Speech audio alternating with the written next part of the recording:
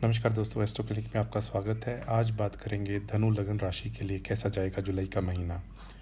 दोस्तों, सबसे पहली बात, आपकी जन्म कुंडली के रूलिंग प्लैनेट छठे घर में घूम रहे हैं। ओवरऑल आपको अपनी हेल्थ का ध्यान बना के चलना है, क्योंकि छठा घर होता है रोग, शत्रु और दुर्घटना का।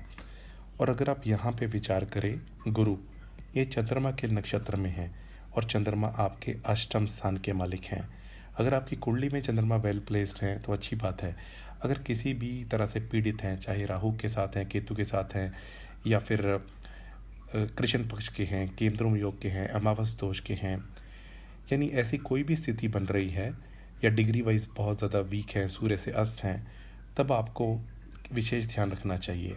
ये मैं आपको शुरू में इसीलिए बता रहा हूँ क्योंकि पिछले महीने की वीडियो में भी मैंने बताया था, जब गुरु ट्रांजिट करके यहाँ आ गए थे, कि इससे 1 साल के पीरियड में आपको अपनी हेल्थ का ध्यान रखना है।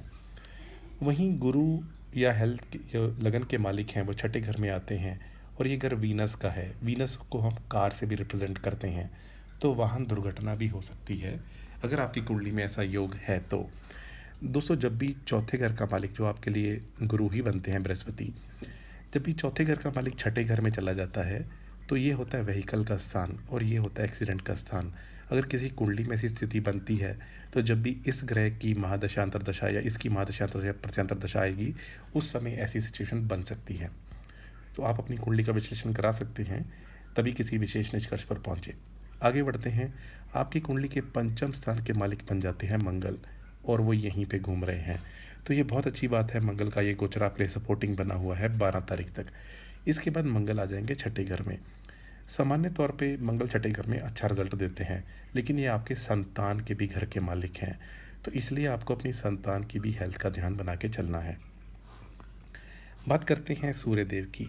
ये आपके नौवें घर के मालिक हैं और चल रहे हैं 7th हाउस में। अब अगर त्रिकोण का मालिक केंद्र में बैठा हो तो त्रिकोण और केंद्र राजयोग बन जाता है, जो कि बहुत अच्छी स्थिति है। ये घर क्योंकि स्पाउस का भी होता है, बिजनेस पार्टनर का भी होता है, और सूर्य क्या है, गर्म प्लेनेट, तो कोशिश करें कि उनके साथ कोई मनमुटाव ना हो, उसका ध्यान रखें।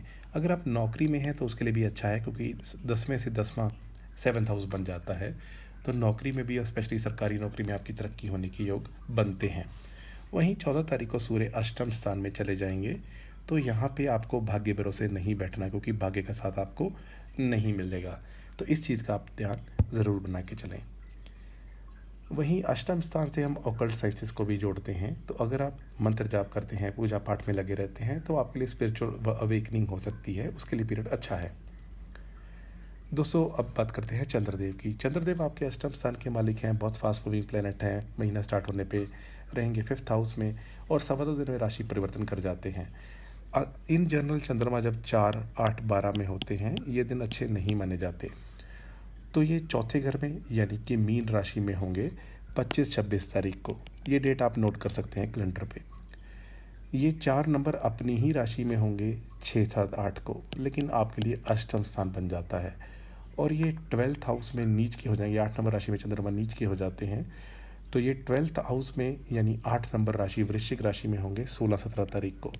इन डेट्स का आप ध्यान रखें। इन डेट्स में आप बाहर का खाना अवॉइड करें, कोशिश करें व्हीकल सावधानी से चलाएं, पानी का सेवन ज़्यादा करें, दूध, दही, चीनी, चावल का दान कर सकते हैं, आपके लिए और भी अच्छा रहेगा। दोस्तों, बुध देव आपके 2 केंद्रों के मालिक हैं, 7th हाउस के और 10th हाउस के। कहाँ चल रहे हैं? बुध देव आपके अष्टम स्थान में चल रहे हैं, यानी 2 केंद्रों के मालिक होके 8वें घर में चल रहे हैं। आपका चेंज ऑफ जॉब का सीन बन सकता है, हो सकता है बिजनेस में भी आपको चेंजेस लाएं। अब बुध देव जो हैं ये 19 तारीख को 9वें घर में चले जाएंगे। यहाँ से स्थितियाँ आपके फेवर में हो जाएंगी, आपको बिजनेस में फ़ायदा होगा, स्पाउस की तरफ से कुछ गुड न्यूज़ मिलेगी, या हो सकता है जॉब में ही आपको कोई प्रमोशन संबंधी बात बॉस द्वारा सुनने को मिले। इस पीरियड में आपके पिता पक्ष की भी उन्नति हो सकती है। दोस्तों, शुक्रदेव की बात करें। शुक्रदेव आपके 11th हाउस के मालिक हैं, और वहीं पे ये आपके 6th हाउस के मालिक हैं। और कहाँ चल रहे हैं? ये अभी 7th हाउस में चल रहे हैं। तो ये एक अच्छी स्थिति तो बनती है, क्योंकि है तो ये केंद्र स्थान ही, लेकिन शुक्रदेव को हम लस्ट से भी जोड़ते हैं, वासना के साथ। जब भी ये 7th हाउस में आते हैं तो थोड़ी वासना बढ़ा देते हैं। कई लोग ऐसे पीरियड में एक्स्ट्रा मैरिटल अफेयर की तरफ भी चले जाते हैं, तो आप अपने प्रेमी के साथ या अपने हस्बैंड वाइफ के साथ कमिटेड रहें तो अच्छा ही रहेगा। शुक्रदेव 6 तारीख को चले जाएंगे अष्टम स्थान में, तो ये पीरियड फिर से गड़बड़ हो जाएगा, क्योंकि ये बाकी का महीना अष्टम स्थान में ही रहेंगे।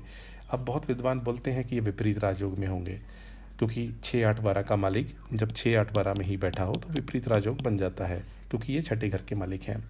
लेकिन दोस्तों इस चीज़ का ध्यान रहे कि विपरीत राजयोग होता तो विपरीत ही है, और लगन का मालिक स्ट्रांग हो तभी विपरीत राजयोग काम करता है। जब लगन का मालिक खुद छठे में बैठा हुआ है तो ये पीरियड अच्छा नहीं है। तो इसलिए आपको और भी थोड़ा ध्यान रखना है। जैसा मैंने आपको शुरू में ही बताया कि ये दिन अच्छे नहीं हैं, 25-26 तारीख, 6-7-8 तारीख और 16-17 तारीख। तो इन डेट्स में आप स्पेशल ध्यान रखें व्हीकल ड्राइव करते वक्त।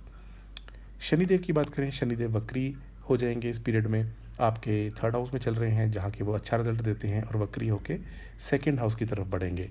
और इनकी दृष्टि एक पड़ेगी फिफ्थ हाउस पे, एक दृष्टि पड़ेगी इनके 9वें स्थान पे, और एक दृष्टि पड़ेगी इनकी 10वीं दृष्टि 7, 8, 9, 10 जो कि होगी 12वें घर पे। शनि की दृष्टि विषेतात्मक होती है, आपकी कुंडली में कारक भी नहीं है। तो शनि की अगर महादशा अंतर्दशा प्रत्यादशा चल रही है तो वक्री काल में आप ये समझें कि आपको फैमिली में किसी की हेल्थ ख़राब हो सकती है, किसी के ऊपर पैसा खर्च हो सकता है, भाग्य का साथ आपको नहीं मिलेगा, संतान पक्ष के लिए भी कुछ प्रॉब्लम हो सकती है। तो शनि का गोचर आपको ऐसा रिजल्ट देगा। अब राहु केतु की बात की जाए, राहु 4th हाउस में चल रहे हैं, अकेले बैठे हैं, केतु 10th हाउस में चल रहे हैं, अकेले बैठे हैं। यदा कदा आपको नौकरी में इनसेटिस्फेक्शन फील हो सकता है, अदरवाइज़ राहु केतु का गोचर कोई आपको विशेष नुकसान नहीं देगा। बस इतनी सी बात है कि राहु की महादशा में अगर गुरु का अंतर है और उसमें चंद्रमा का प्रत्यांतर आ जाए तब ये कॉम्बिनेशन डेडली बन जाएगा, क्योंकि राहु 4th हाउस में बैठे हैं, 4th हाउस का मालिक 6th हाउस में है, और साथ में अष्टम स्थान के मालिक की प्रत्यांतर दशा आ जाए या किसी और ऑर्डर में। दोस्तों ओवरऑल हेल्थ मैंने आपको बताया, आपको ध्यान बना के चलना है, ये मैं आपको रिपीटेडली कह रहा हूँ। अगर फैमिली की बात की जाए उसमें किसी की हेल्थ पे पैसा खर्च हो सकता है। एजुकेशन की स्थितियाँ ओवरऑल अच्छी रहेंगी, वो भी 12 तारीख तक। उसके बाद थोड़ी आपको मेहनत ज़्यादा करनी चाहिए।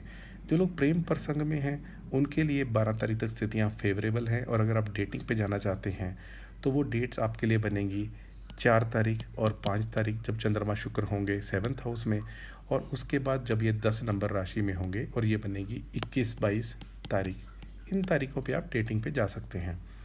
जॉब की बात की जाए तो जॉब में आपको अभी चेंज अवॉइड करना है। अगर कोई चेंज हो रहा है आपको पूरा अच्छे से जान लें कि उसका फ़ायदा होगा, सैलरी बढ़ेगी नहीं बढ़ेगी, इन चीज़ों का आप ध्यान दें। अदरवाइज़ 19 तारीख के बाद से जॉब की स्थितियों में फेवर होना शुरू हो जाएगा। दोस्तों यहाँ पे एक बात और भी है, क्योंकि गुरु की अब दृष्टि केतु पे पड़ रही है, तो जो आपको इनसेटिस्फेक्शन जॉब में फील हो रहा था वो अब कम हो जाएगा। अगर हम मैरिज की बात करें तो मैरिज के लिए भी 19 तारीख के बाद स्थितियाँ फेवरेबल होंगी। और अगर स्पाउस की बात की जाए तो स्पाउस अगर विदेश में जाना चाहते थे नौकरी के लिए तो वो उनका काम बन सकता है। अदरवाइज स्पाउस की भी हेल्थ का ध्यान बना के चलें। ओवरऑल फाइनेंस की बात की जाए तो पीरियड प्लस माइनस है। ओवरऑल गेंस की बात की जाए तो ओवरऑल गेंस आपको 6 तारीख से पहले या 31 तारीख के बाद होने शुरू हो सकते हैं। दोस्तों उपाय के तौर पे आप विष्णु सहस्त्र नाम कीजिए, राम रक्षा स्तोत्र कीजिए, बहुत अच्छा रिजल्ट मिलेगा आपको। आप जिस भी धार्मिक स्थान को मानते हैं, गुरुद्वारा है, मंदिर है, वहाँ की साफ़ सफाई पे भी आप प्रयत्न कर सकते हैं। उसके अलावा आपको मंगल देव के लिए हनुमान चालीसा करना बहुत अच्छा रहेगा। और अगर संतान संबंधी कोई स्थिति या परेशानी आ रही है तो आप 12 तारीख के बाद बजरंग बाण का भी पाठ कर सकते हैं। वहीं सूर्य को जल चढ़ाना, गायत्री मंत्र करना, आदित्य हृदय स्तोत्र करना, ये भी आपको अच्छा रिजल्ट देगा। और आप शनि के थोड़े बहुत उपाय करते रहें तो और अच्छा रहेगा। दोस्तों ये रहा धनु लग्न राशि के लिए कैसा जाएगा जुलाई का महीना। अगर आपकी विशेष परिस्थिति है तो दिए गए नंबर पर संपर्क करके कुंडली विश्लेषण करा सकते हैं। अगर आपको वीडियो अच्छा लगा इसको लाइक कर दीजिए, चैनल पर नए हैं चैनल सब्सक्राइब कर लीजिए। आज के लिए इतना ही, आपका बहुत बहुत